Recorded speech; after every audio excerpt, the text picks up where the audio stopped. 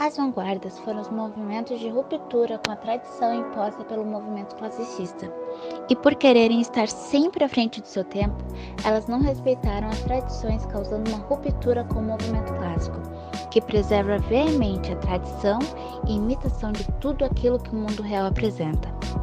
Já a arte das vanguardas, por ser o total oposto, desejava buscar novas formas radicais de apresentar a arte e interpretar a realidade a partir de sua própria concepção, levando à quebra de busca da perfeição real que o movimento classicista trazia.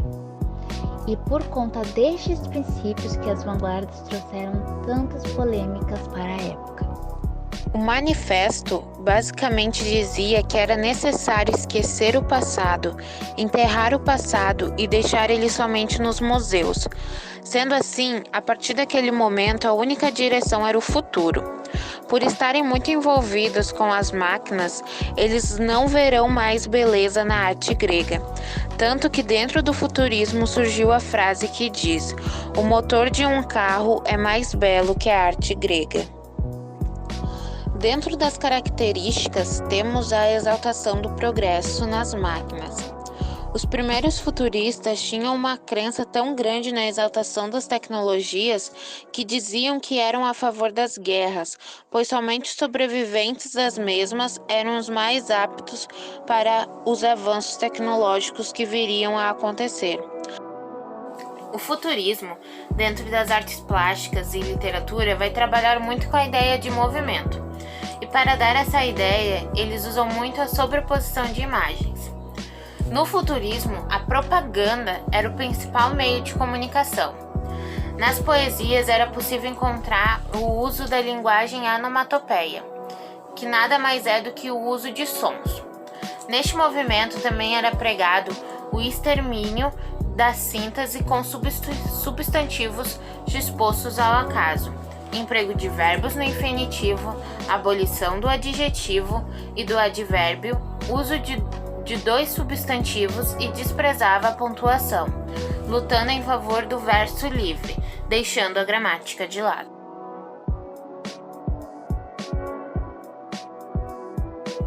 Expressionismo. O expressionismo surgiu lá por meados do século XX, por 1909, na Alemanha, e segue como premissa fundamental a visão do autor a partir dos seus sentimentos, da sua realidade. E por ter essa subjetividade, as obras muitas vezes são retratadas de maneira caprichosa, deturpada, por conta de ser uma visão pessoal dele. E isso se refletiu também na literatura, por conta de normalmente os autores eles não tinham uma preocupação com a linguagem que era utilizada, com a gramática. Eles se preocupavam mais em usar os sentimentos, levar à tona. Por isso que eles faziam muito uso de metáforas e a linguagem que eles usavam era uma linguagem direta, com frases curtas. Então, tudo isso como o principal que eles queriam passar era o sentimento, não era muito retratado a própria gramática, não havia essa preocupação.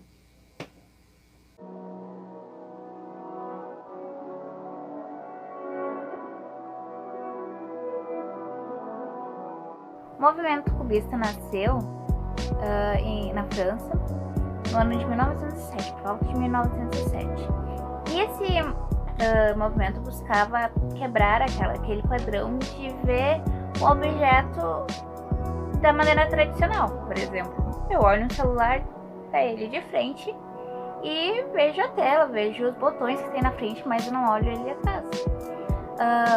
O movimento cubista, ele buscava, quando se tratava do objeto, ele queria mostrar todas as formas simultaneamente dele. Por exemplo, eu posso ver o celular aqui na frente, mas junto eu posso ver os recortes dele atrás, como ele é. Isso era o movimento cubista. Na arte, ele buscava mostrar todas as coisas juntas. A gente saber que é um celular, saber como é que é atrás dele, como é que é na frente. Era isso que ele buscava. E com com essa visão de ver várias perspectivas diferentes, ele mostrava como era importante a gente avaliar tudo, até mesmo na vida do nosso pessoal, na situação que eles viviam lá na Primeira Guerra. Era muito importante, que mostrava as pessoas ver de várias perspectivas da situação e aprender a ser mais tolerante. Então, esse movimento foi muito legal, porque ele trouxe a visão de várias perspectivas diferentes.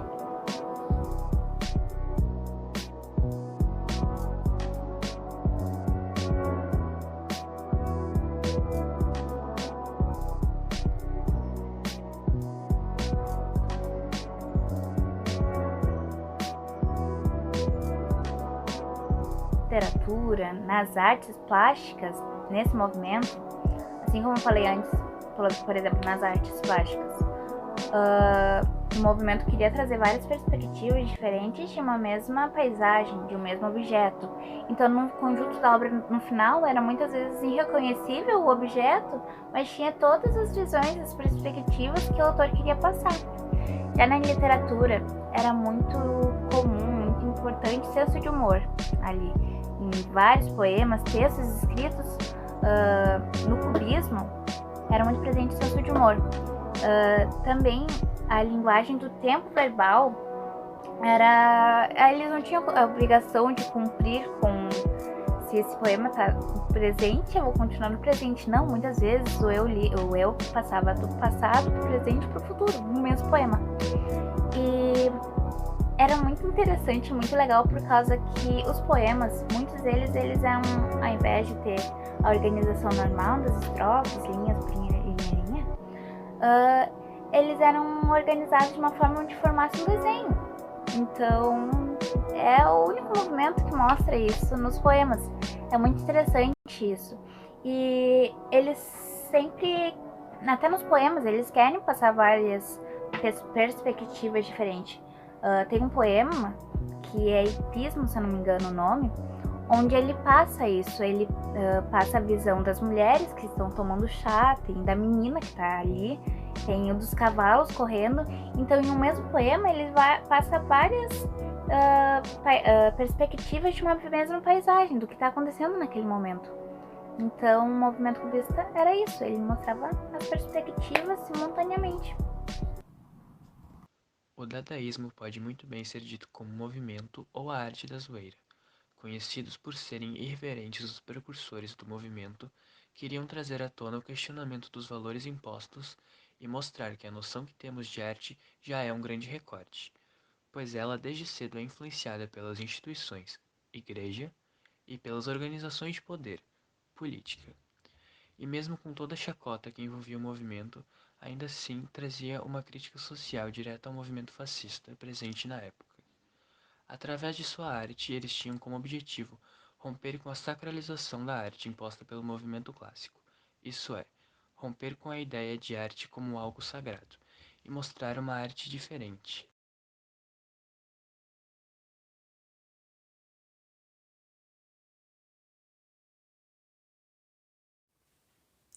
Na literatura, o dadaísmo segue o mesmo princípio, tanto que um dos precursores do movimento, Tristan Tzara, publicou um manual para como fazer um texto dadaísta.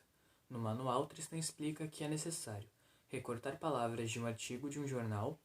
Após isso, é necessário colocar essas palavras em um saquinho, depois de misturá-las uma por uma, e então a ordem em que elas forem tiradas será a ordem em que elas serão encontradas no poema.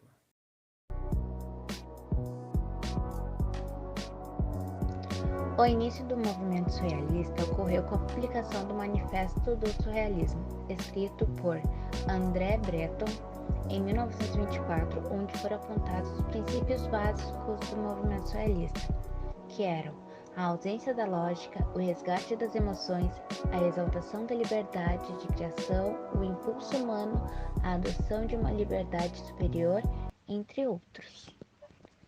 Como já citado anteriormente, o surrealismo pregava a arte da espontaneidade e repudiava tudo aquilo que ia contra os princípios de liberdade, e por isso era conhecida como a arte que trabalhava com a psicanálise, que nada mais é do que a área da medicina onde é exploradas as imagens que são passadas no inconsciente do ser humano, por meio do universo onírico, mais conhecida como os sonhos.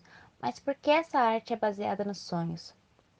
Isto ocorre porque no momento em que o ser humano está sonhando, o inconsciente trabalha com todo o desejo reprimido do dia a dia, sendo livre de toda crítica, censura e lógica, trazendo a liberdade que é tão pregada no movimento. Na literatura, os autores do surrealismo inovaram e renunciaram o romance e a poesia em estilos clássicos, que representavam os valores sociais burgueses da época. As poesias e textos deste movimento são caracterizados pela liberdade e livre associação de ideias. O uso da escrita automática, que consistia em escrever tudo aquilo que vem à mente sem cortes em frases feitas com palavras recortadas de revistas, jornais e imagens, demonstravam as ideias do inconsciente.